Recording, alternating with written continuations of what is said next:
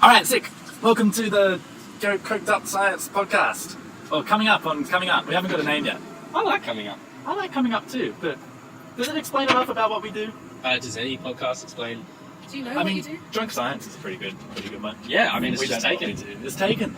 We would be Drunk Science if not for legal reasons. I stole that joke off Reuben. And I got it from my heart. All right, so first step of the podcast is the introduction. So let's go around the podcast table and say our name and... Yeah, Reuben, what's your name? Okay, my name's Reuben. I'm going to do a history segment, and I've decided that it's going to take the fun form of a questionnaire where you guys just ask me questions about Pompey the Great as a historical figure, and I tell you, because I currently, not that I'm not drunk at all yet for those listeners at home, but I just don't... It will be soon. I don't have enough mental stamina to form a structured story. So you guys are just going to ask that. Yeah. Well, for the guys at home, we're taking a shot every time someone says a word with the letter E. So it's going to get a little bit crazy pretty quickly. Jesus. Who's next? What's your name? I'm Olivia. Hello. I have generalised knowledge about a few things, so we might dig into a few of those, I guess. I like politics, but I've been barred from talking about that. And I like English and literature and music and stuff. So Fantastic. So you're going to tell us the story of Hannibal crossing the Alps? no, Hannibal crossed. Did Is that Hannibal an cross the English Alps? story? Oh, you know what you should do? What? I just thought of this from watching Silence of the Lambs last night. You should talk as if you're writing like a Year 12 English essay, but like about Silence of the Lambs. But like, yeah. I mean, I did consider it. yeah, exactly. Like not that that's a particularly absurd thing to do. I just feel like that would be like a good English kid essay of like a troubled kid. You know what I mean? Yeah. Sorry. Anyway. Yeah, maybe. It'll be a nice thing for a light-hearted podcast. Yeah, Yeah. absolutely. He's a very relatable character, Hannibal. Oh, that's why you're saying Silence of the Lambs. Yeah. I said Hannibal. Yeah. He's the guy So who crossed the Alps. Yeah. That's right. And my name's Hunter. I did physics for a while, and then I got really scared about AI, so I did AI for a while after that. And I'm still really scared about AI, and it's going to kill us all. So, first segment, explanation. Oh, hello, Reuben. That was very sexual. Yeah. Oh, what's our object for tonight? We play with an object of each other. It's a secret object that we may or may not put on auction after this podcast. Oh, and Reuben's just spraying someone Olivia. So if you want to buy the mystery object and help fund the podcast, there'll be an auction soon. Alright, explanation of the thing. I'm talking about a neuron. All right, go on. Yeah, you got a couple of them, Reuben. You'll have a couple fewer after we finish this podcast. One or two. Yes, I'm pulling them out as we speak. I'm making a daisy chain of neurons. Blow your nose a little bit too hard. Yeah. So a neuron From the is... It's a type of cell. It's in your brain. It's the main cell in your brain. It's the guy that does the information processing in your brain. So it's actually super simple. Like, people think your brain is ridiculously complex, but it's actually not that complex. It's pretty complex. The complexity comes from the way the neurons are chained together, rather than from the neuron itself being super complex, or from there being lots of different types of neuron and lots of different types of structure. So I'm going to tell you about the prototypical neuron, which is a kind of simplified version. There are slight changes as you get different types of neurons. Some are bigger, some are smaller, some are more connections, some are less. But they all basically follow this sort of same thing. Question. Yeah. Do most animals have these same type of neurons? All mammals do. They've got the neocortex like us. Their neocortex is small. I think almost all animals have neurons. We started studying neurons in the giant squid because it's got a really, really big neuron. Really big neurons. Yeah, right. It went down a different evolutionary path for how to improve the speed of neurons. Because the speed of the information is determined by how many ions can escape down the path. Because it uses ions to pass on the information. Sure. Sorry, we'll get back to how a neuron works. So, neuron, it's a cell, it's excitable. So it has two things it does. Either it says, I'm excited, or it says, nothing. Yeah. So basically it does one thing, it's a yes or no. And it's only got one level of being excited, one level of not being excited. If you think you can excite it more, you're not actually exciting it more, you're just exciting it faster. And it says I'm excited more often, but just as loud. Why does it? How do you? How do you excite it more? Well, what is exciting it? What's that physical process? What is exciting it is mainly other neurons. There are some neurons at the edge. No, not like. What's the process? What is the process? What does excitation mean in this sense? In this sense, it means that there's a part of the neuron which is called the axon hillock, which is basically just a part in the middle of the neuron, where when a whole bunch of ions and neurotransmitters and things get to that point, they kind of add up, right? And if enough of them add up that it reaches a threshold, the actual threshold is enough to trigger gates that let more in, so it gets on a runaway positive feedback loop. Yeah. But when it reaches this threshold, all the gates will open and it will say, I'm excited, and it'll propagate that the gates will open all the way along the neuron, its axon, and it'll tell all the other neurons, I'm excited, at exactly that level. And the this is the thing where the excitation is the ions moving from one side of the membrane to the other, right? Yeah, it's the ions themselves don't necessarily move the whole way, but it's the change in electricity opens the gate, so more ions can come in, and then they come in, that changes the electricity, and the next gate opens, and so on and so on and so on. So how does it work to pass on? How does it work to think? You have a whole bunch of neurons plugged into it, about 10,000 neurons plug into each neuron, and your neuron plugged into 10,000 other neurons, roughly, on average. And these other neurons either say, I'm excited, or they don't say anything at all. And your neuron gets to decide, based off all those other neurons coming in, whether or not it's going to say, I'm excited. So that's basically how it works. And then you can weight the inputs from the other neurons. So you've got all these inputs coming in, and we're going to put a little number on them that says how strong that input is for this particular neuron. Because all the other neurons are saying, I'm excited, just as loud as each other, but maybe some of them are further away from the axon hillock. So the information has to get further and further and gets quieter and quieter as it gets closer and closer to the axon hillock, where it decides if it's reached the threshold. Or maybe they're going down a dendrite, a path, which is very thin, and so they lose a lot of the information as it goes. They lose a lot of the electrical charge.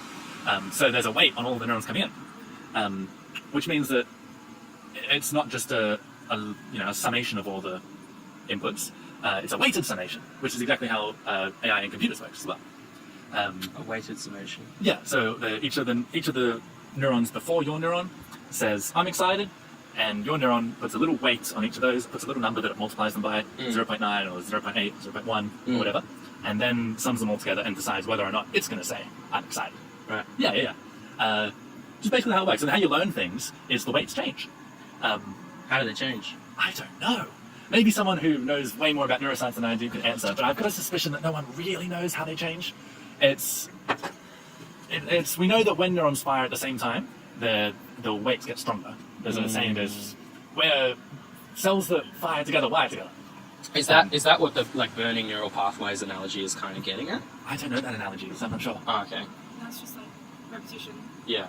Yeah. When you repeat something, it brings the weights of the neurons closer. It brings the weights higher, so that the earlier neurons have more of an impact on the later ones as you go through. Right. Yeah. Right.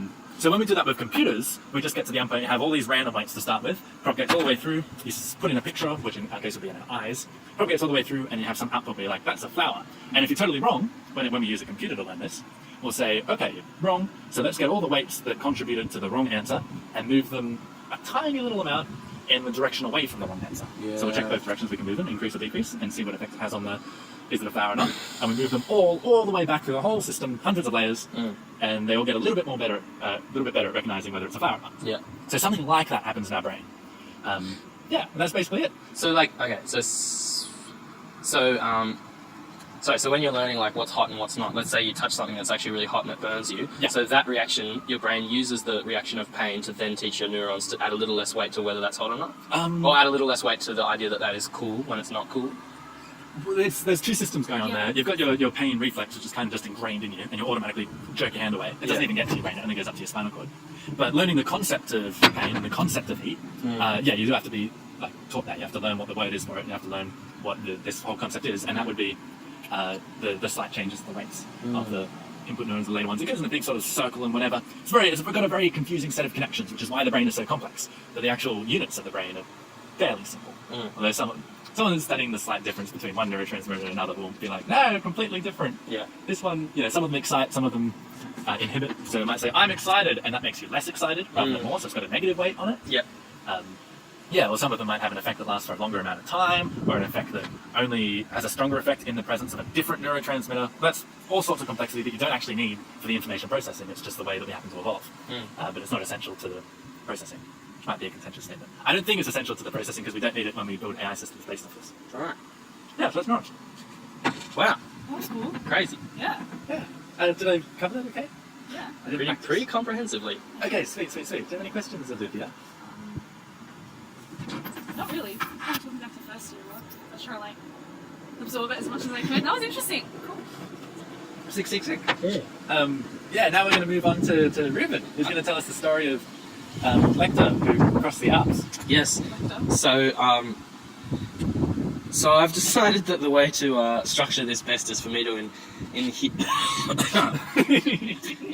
the character. Inhabit? Inhabit. Yeah, not inhibit. I couldn't. He's dead. No inhibiting to be done. He's already inhibited. Maybe inhibiting the reputation. To inhabit the character of Pompey the Great, or Pompeius Magnus, which lived around the time of Julius Caesar, who lived around the time of Julius Caesar.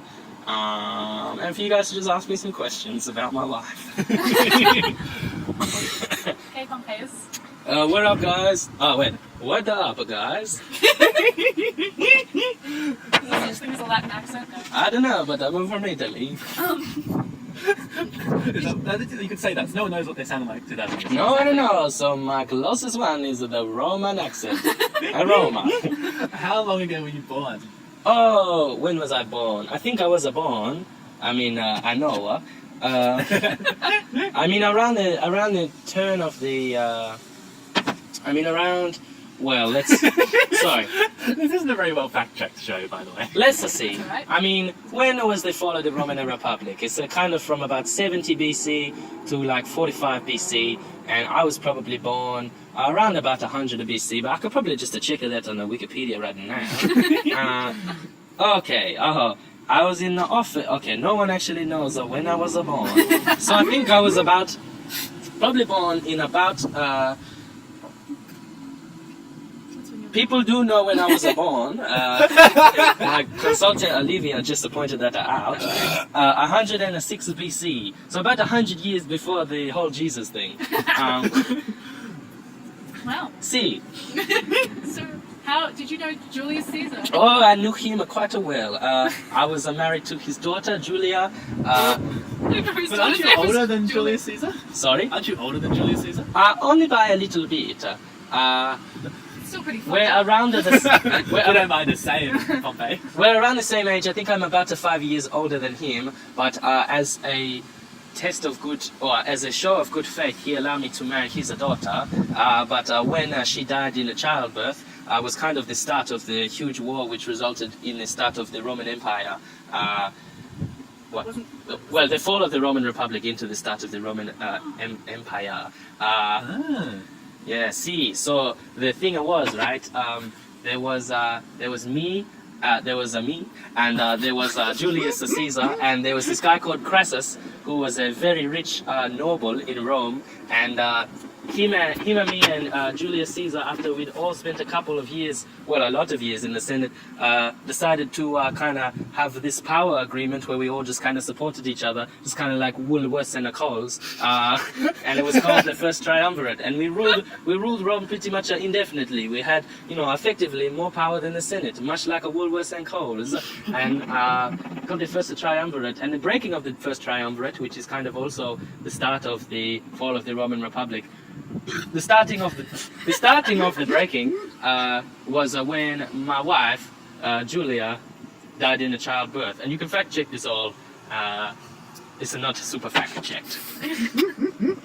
Any more questions? So why did that break the triumvirate? Did you guys fight? Did he think he killed his daughter? Well, or did you think that he killed his daughter in childbirth for some reason? No. Okay, so basically, especially Roman noble family structures and stuff are very complicata. And basically, it's like the fox and the hound. You start off as friends, but you grow up and you kind of get more power, and you think, we are different and we are fighting. It's not the fox and the hound. Not a super good analogy, but basically. But basically, Julius Caesar and me were, more or less the two powerful men in Rome in our heyday. Me, because I did extremely unconventional methods of power grabbing and had the respect of the whole empire, and Julius Caesar because he worked his way up from the bottom and was now conquering in Gaul at this time and had the respect of the Roman people. So basically, you're only supposed to be conquering when you go away to conquer. Oh, okay. So sorry to explain this whole thing. If you are a senator in Rome, such as Julius Caesar, and you are looking for a way to get power, sometimes as one of your things, you might get sent off to govern a province or conquer some new land to try and prove that you are good enough and all that. But you're only supposed to do it for like a couple of years. Like I can't remember how many because it was 2,000 years ago, but you know, a few. You're only supposed to do it for a couple of years. So when Caesar started, he had spent 10 years in France and Germany and a bit of Spain and a bit of England, killing a lot of people. The Senate, sorry, this is all relating back to why Julia killed the first triumvirate. Anyway, the Senate started to get a little bit worried, and they said, "What is this guy doing away for so long?" And you know what they said to me? They said, "Pompey, you're a good guy. You got a lot of legions who are willing to follow you. You're the most powerful man in Rome. If Julius Caesar goes haywire, we're going to rely on you to fight him." And, basically, it kind of became the thing of there was almost like a nuclear arms race. It became this thing of like maybe eventually there would be a fight between Julius Caesar and the Senate.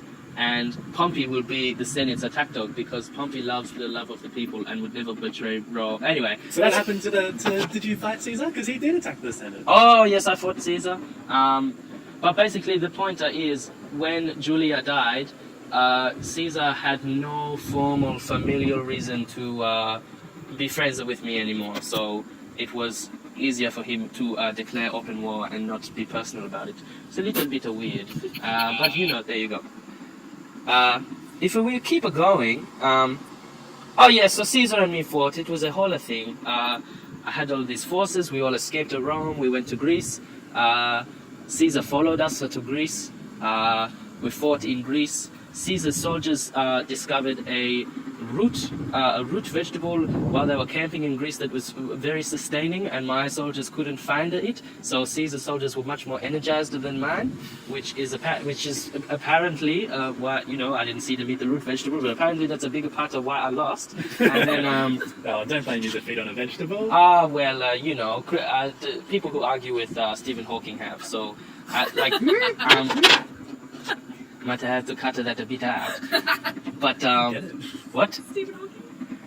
Anyway, He's a person. He's a person. Yeah, Wait, no, people he's not technically a vegetable, but... Oh, yeah, sorry. right. Yeah. No, a vegetable is a dumb person. Yeah, I know. You got your slurs all mixed up. I know.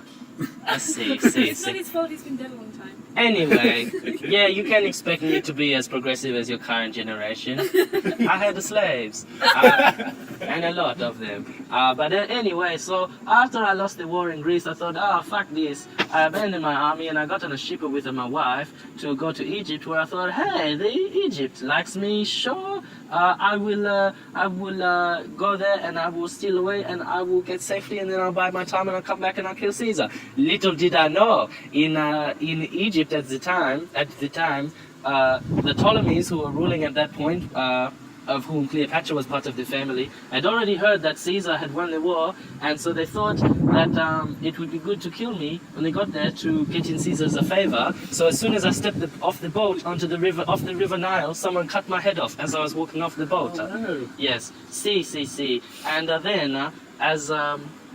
And then when Caesar came to visit Egypt, he was really pissed off when they showed him my head, and he got really angry because he wanted to be the one to kill me in person because he respected me so much.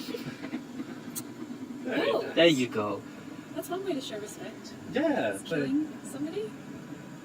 Or by not letting other people kill them first. Yeah. See. Any other questions for me? Did it hurt? So, Did your head cut off? Kind of. Yeah, could you think for like 10 seconds afterwards? Oh yeah. But I was in a lot of muddy water, so it was mostly like, that's not a crab, that's a stick. And then I was gone. And to get some more. Do you guys want more? No? Oh dear. I'll have some wine if you're getting it. Yeah, I'll have a little more wine. More wine? Vino? Vino? Vino I'll rosso? have a little more vino rosso. See.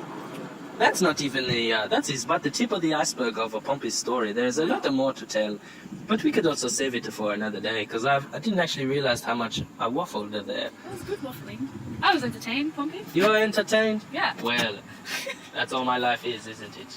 Just a story now. Oh. I'm not a real person anymore. Yeah. The Yeah, I guess papers, they always talk about me. Do they? Are you fossil fuels yet, do you reckon? Are Sorry? you fossil fuels yet, or not quite? Oh. Did you preserve your bones somewhere funky? True. I'm not sure. I hope not. Would not want to be involved in such an unsustainable practice. There we go. But That's the correct answer. that's the correct answer. But who knows?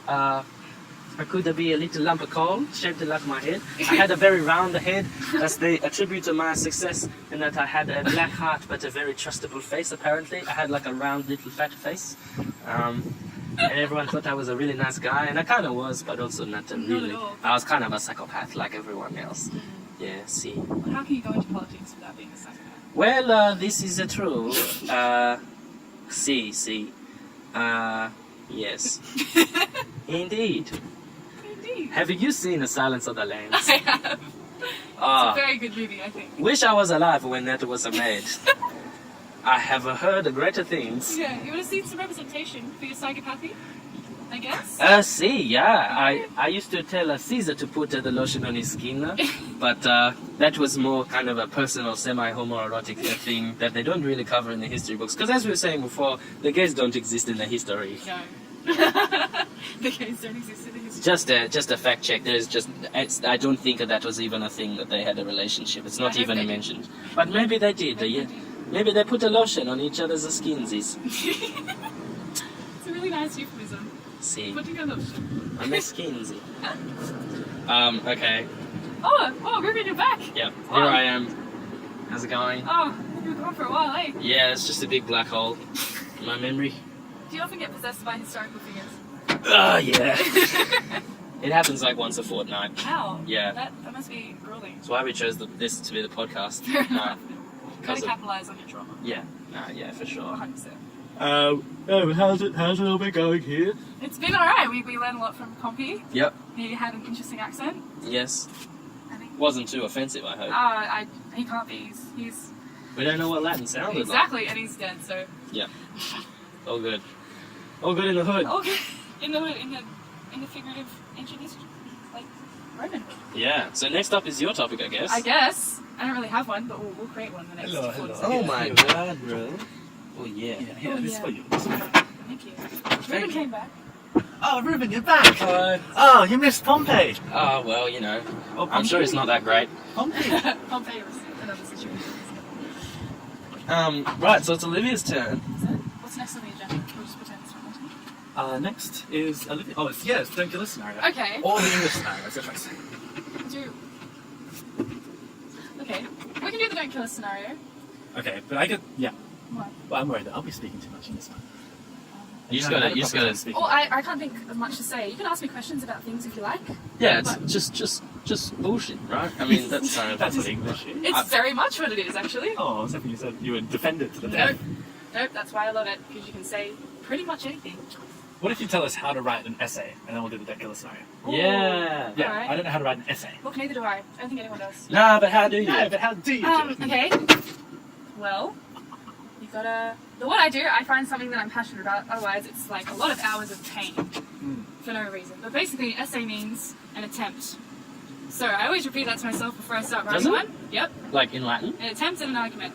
Is that Right, what you're it is? attempting to convince somebody. Yeah. Right. So, so I always repeat that for myself before I write an essay. I say I'm just attempting. There's no standards here. No. But basically, you have to find a topic, and an essay is a response to a question. So, as with any topic, you want to establish what you're saying, and then support it with points, and then conclude it nicely. But the best way of writing a good essay is just having a natural flair at writing and being able to convince somebody that what you're saying is true. So the goal is to persuade. It's not Absolutely. necessarily like to find the truth. Oh no, there's no truth. No. Okay, so you'll deliberately select arguments to make a point. Well, a good essay, like with any essay, I think, would have counter arguments that you then rebut yourself. Okay.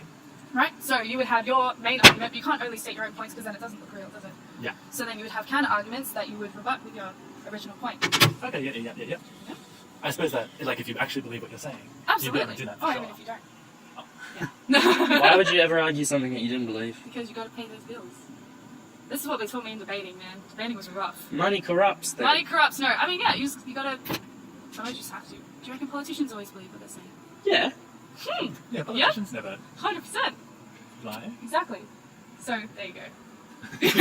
So everything so about sad. no, it's not. It's fun because once you perfect that skill, you have a lot of confidence about what you can do, That's true. right? And there's always going to be someone more skilled at you to be able to refute you better. Right. So, So you reckon they're that only when being- we find the truth, it's just the most skilled person making the Oh no, argument? I don't think there's. I mean, I think truth is based in fact, and like a decent essay would be based in fact. But I think you can cut corners by, wording your way around the facts. Does that make sense? Does Yeah. this belong on a science podcast? 100%. But like, I mean, because if I'm speaking from like a literature sort of background, Yeah. so you just cite what other critics have said, and that's just all based on opinion, right? So I don't like this. it's awesome. Yeah, the whole world of non-scientific academia is a bit of a mindfuck Oh, absolutely. because you're citing people, but they're citing nothing. Yeah, But that's then why they it's didn't great. actually like Yeah. do Prove empirical anything. evidence to Pretty find much. out. No, it's Yeah. just their theories. I mean, in certain parts of like non-scientific academia, you have to have facts. I guess. yeah. Like in lots of Certain history. parts. Yeah, but but when you're talking, it just depends. And then what I like, it's interesting when you critique upon the critiques and ask why people's opinions are held to such a high degree, and then you look at like what their backgrounds are. It's interesting going into academia and seeing like representation of people and why we hold certain opinions higher than others. Right. It's usually because it's all based in like one original pool of thought that they've all derived it from. But then people aren't doing that now. If that makes sense. People aren't. They're not- They are actually. Yes. Oh, That's I'm what, doing like, That's what like intersectional academia is. So more people's voices are being heard and stuff like that. It's very cool. I like that. I see. Does that make sense? But yeah. Yeah, no, it's so weird that the person that made the argument matters. Like, it should be totally. Oh, in yeah, other well- words, it's totally irrelevant who made the point. I mean, Whatsoever. it's supposed to be irrelevant when you're critiquing it. You're thinking, well, Okay. he was here, he had access to education, he was white type thing. And you're like, that's why he's the leader of this. But that's historical. Yeah, well, like, I mean, lots of this is based in history. I suppose. Okay. But I kind of like to detach myself from that anyway. That's why I don't really study much classic English literature. Yeah, it's such a strange thing. It is, but that's what It's- lots of yeah, it. no. But that's what lots of that is being undone now, which is cool. So I like looking at lots of intersectional literature and stuff, and global literatures are really fun. Yeah. I don't know.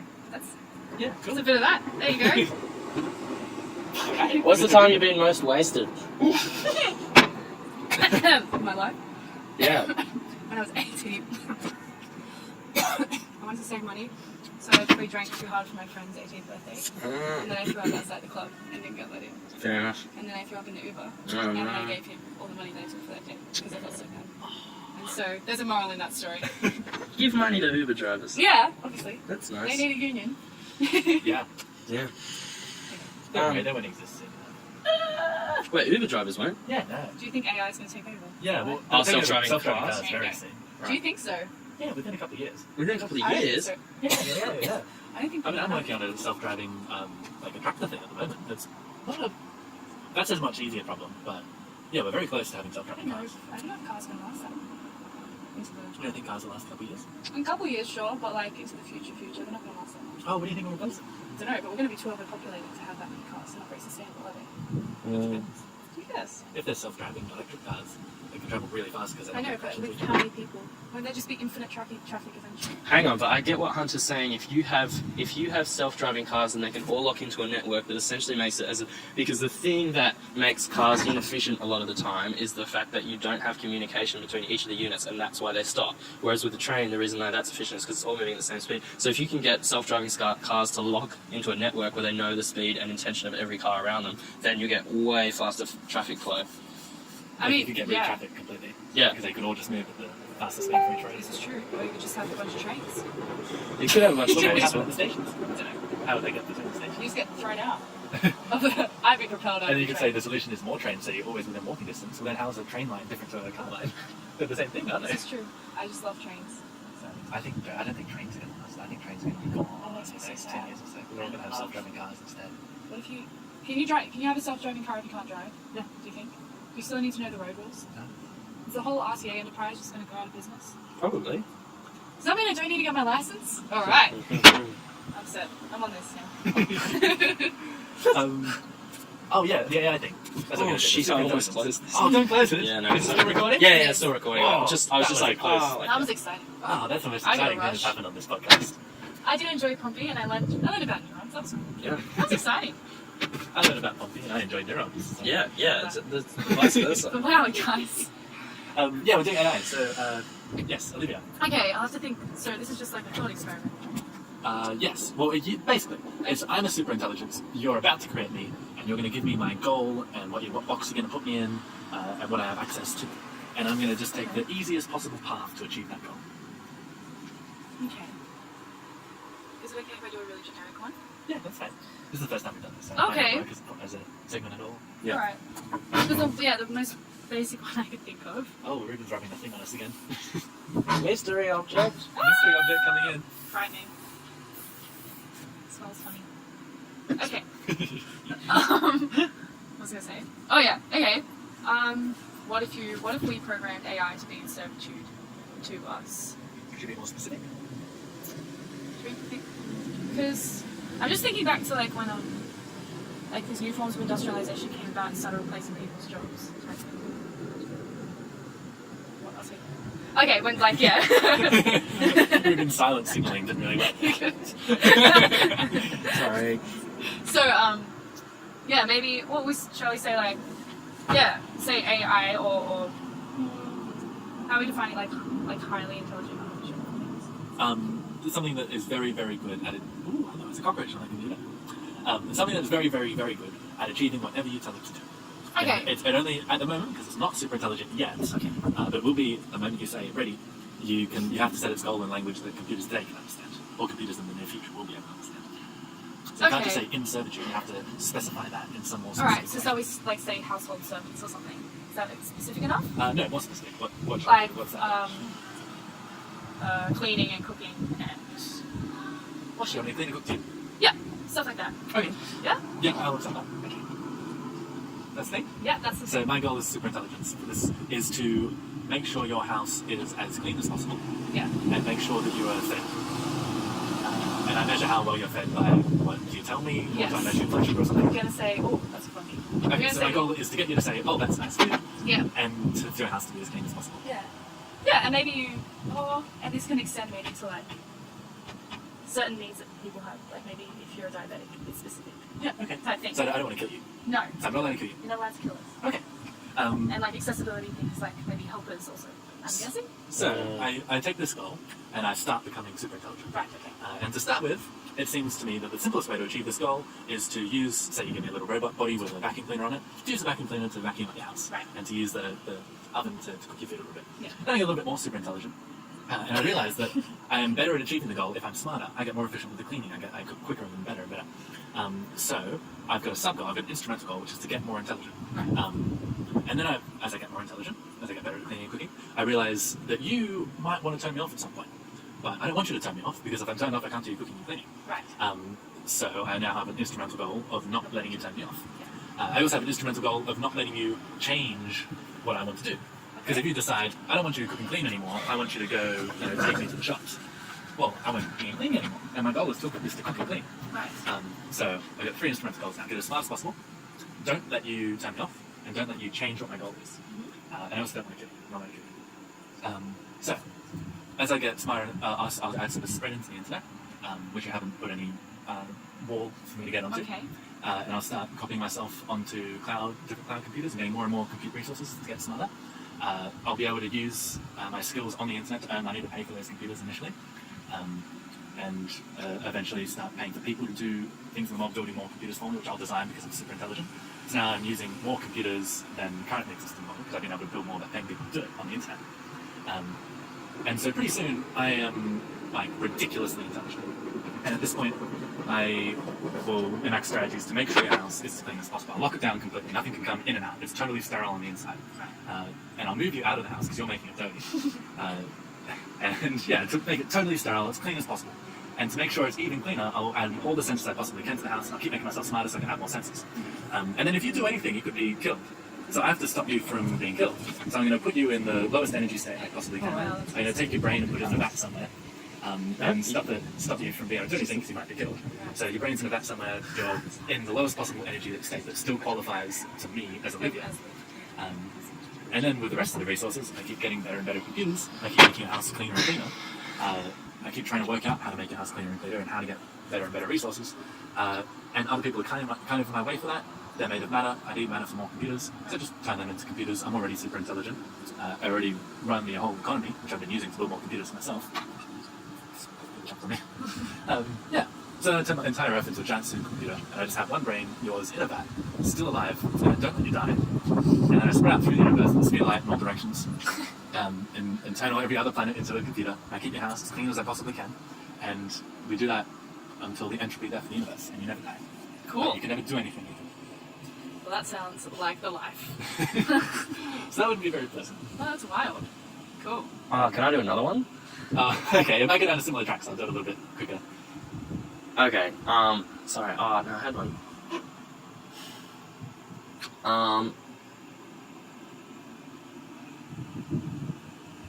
What if your goal is to keep one person, sorry.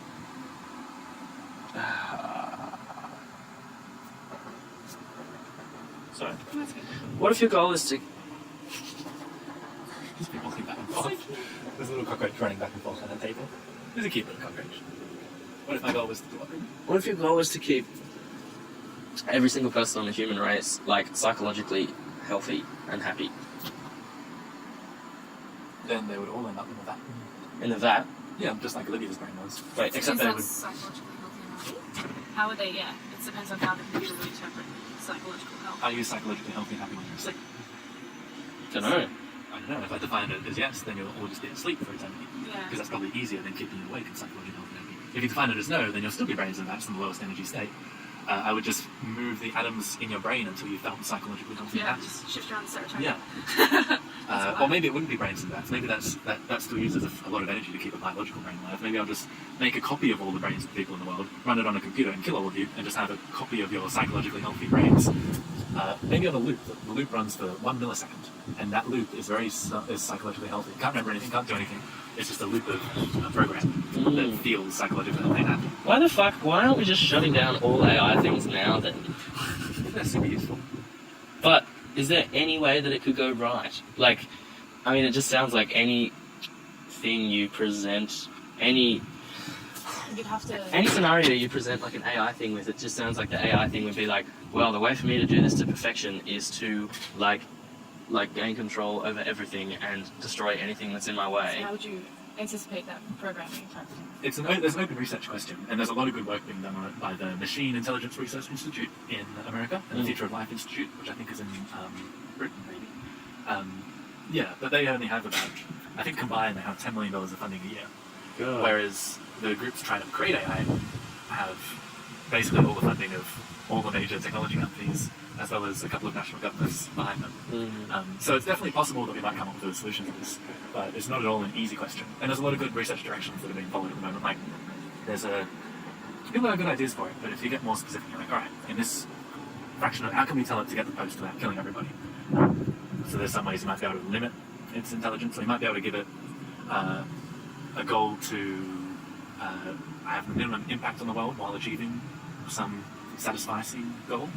So not put any goal like maximize or minimize this, just get the post and minimize the impact on the world while getting the post. Might be a possible way of doing it. Although we don't know that yet, that's a question that's being researched now. You might be able to have one that, if you have a whole bunch of AIs and they're also stacked on top of each other. So at the bottom level you've got this superintelligence, which is trying to do its thing. And on top of that you've got a slightly dumber superintelligence. On top of that a slightly dumber and a slightly dumber.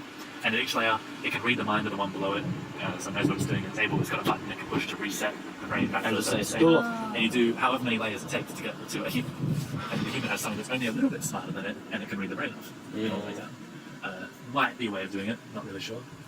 Or we might just be able to come up with a way of it figuring out what humans want as an endpoint, like if we have our coherent extrapolated volition of what humanity will eventually end up, and somehow have its goal to figure out and implement that.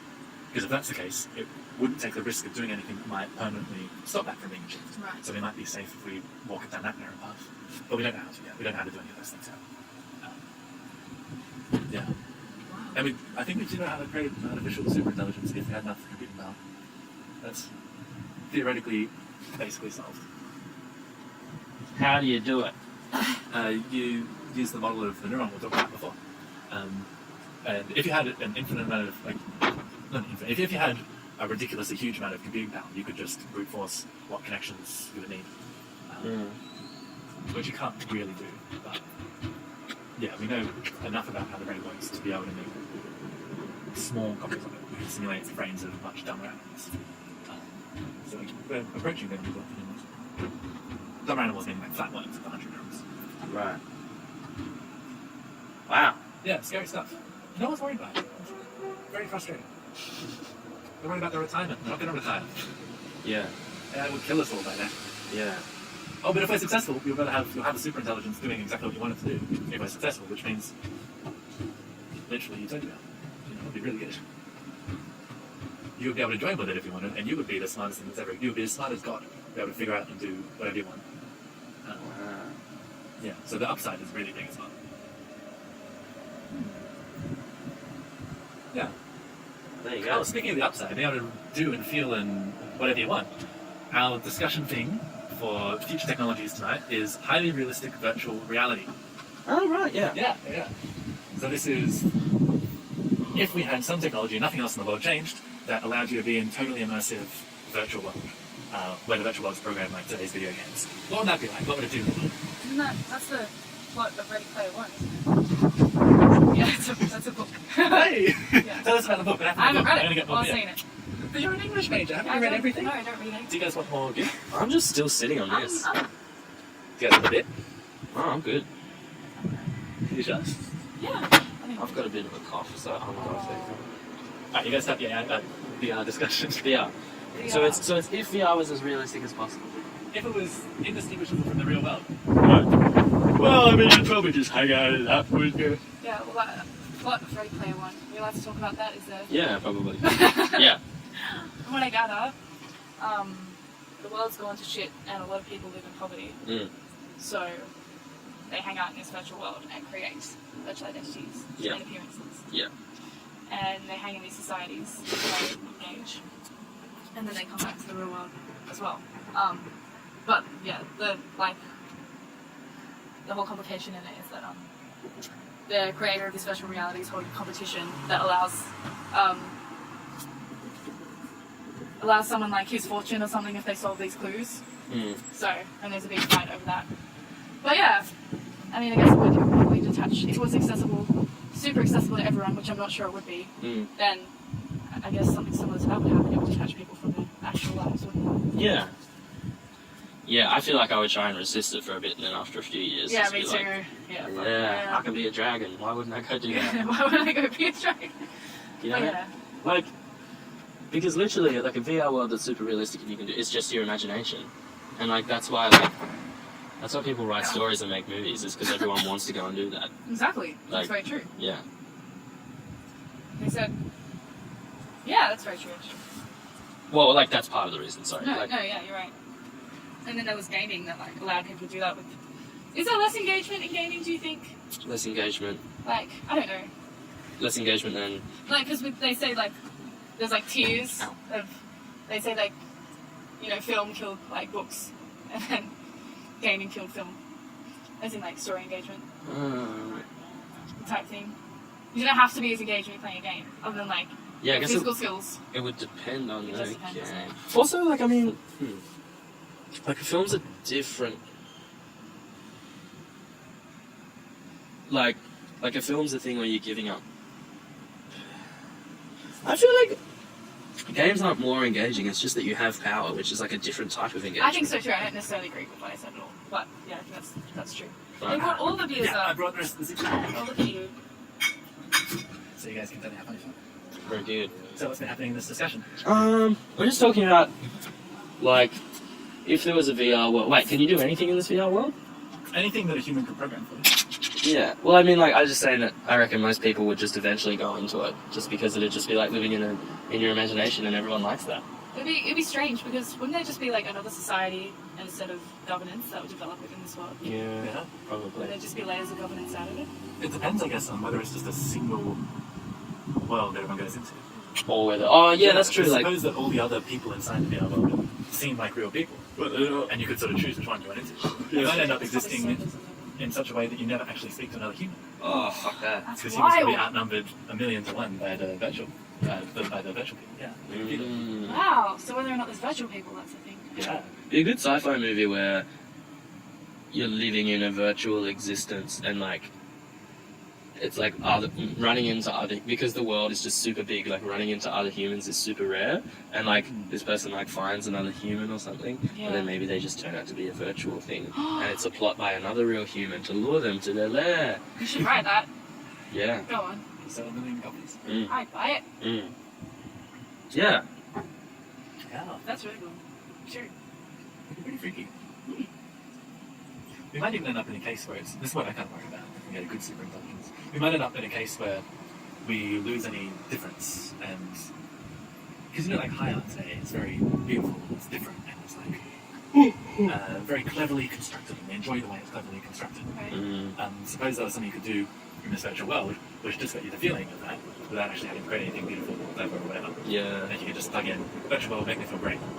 Nothing's happening, you just feel great. Like a drug. Yeah. Yeah. Then wouldn't that become like a new baseline eventually if everyone could access that, and then you'd have to And then it just engage further? But it could move up to whatever peak you're capable of feeling. That's So true. there's no way of engaging further. Then will we evolve? So is it also the... Yeah, I mean, I guess if everyone's going onto it, then it'd have to start the event. Would something happen where people would start to make choices to officially move into VR for life, and then people would start... Because they'd start up these, like, big, automated, nutritional farms, just where they keep your body and consciousness alive. Yeah, but then maybe some people wouldn't be able to access it, and they'd be left to fight for what was left of the world. Or something. Yeah, Because we- that could be fun. Yeah. Yes. The future. Yeah. Well, suppose, like, would it be possible to make time feel slower in VR? I saw this great sci-fi little cartoon thing once, which was everyone was in this world, it just felt great, you know, and they managed to make time feel super slow, like ridiculously slow, so it's as if they live forever. And then the whole society eventually ends up inside the VR, and they're totally immortal because it feels like they live forever. But the comic is from the perspective of an alien explorer who reaches the planet, and he finds the message saying, "We're immortal, we're living in this virtual world," and it's just like a whole bunch of VR systems with dead bodies in them. Wait, so who's there? The alien. Oh, sorry. So, but there's no one inhabiting there's no one inhabiting the virtual world anymore. No. But it felt like they were living forever because time was so much for them inside the virtual world. Yeah. That really their bodies died in however long a week. Yeah. Jesus Oh, Christ. yeah, of course, because they weren't feeling Yeah. Feeling themselves. Weren't feeling themselves. Fueling. I'm feeling myself. That's wild. Yeah. Wow. It would be terrifying if someone hacked it. Oh! Yeah. Yeah. That'd be wild. It'd be like fighting against God. Someone's controlling the world that you're living in. But it's just like your little brother or something. Oh! Yeah, that would be so freaky. Yeah. Then you'd hope that you could just unplug. Do you reckon this will happen when the world turns to fire? Could you kill yourself in VR? I don't know. Not necessarily. I think you could easily make it so that you couldn't. Oh yeah, fuck Oh, that. shit. Imagine never. I mean, that's like such a primal fear has never been able to escape suffering. Yeah, hey. It's like worst case scenario, you cark yourself. Yeah, what if that's you- so true. What if you couldn't? Imagine someone could just eternally torture you. Yeah. It's like that Black Mirror episode. You know? I don't know. You guys, have you seen Black Mirror? I've seen one episode of it. I reckon you would love it. You could probably write for them. Mm. No, it's just like, they just have like theories of like people being encapsulated in eternal torture and stuff because they manipulate things into AI and consciousness and computers and stuff. At the risk of sounding super cliche because now everyone knows about it. But yeah, no, you should definitely No, it's first totally watch. possible. It's super scary. I'm like actually just really, really sleepy. Yeah, you can see, but it's only 9:30, Reuben. What happened to you? I've been up since like 6:45, Oh, and I've just been doing that for like 4 mornings in a row. I've heard about your new exercise routine. Yeah. Yeah. I think I'm gonna have to call it soon. Well, we've reached an hour, so this is a good time to stop if you want to stop. Wow! Let's do it. We really did that. Remember, Well done. call in 13 15 62 48 3. Yeah, and make sure you bid on our mystery item, which will fund the podcast in the future. Sorry, I sprayed Reuben's face by accident. He's got some range, this boy. All right. Bye. Bye. Bye.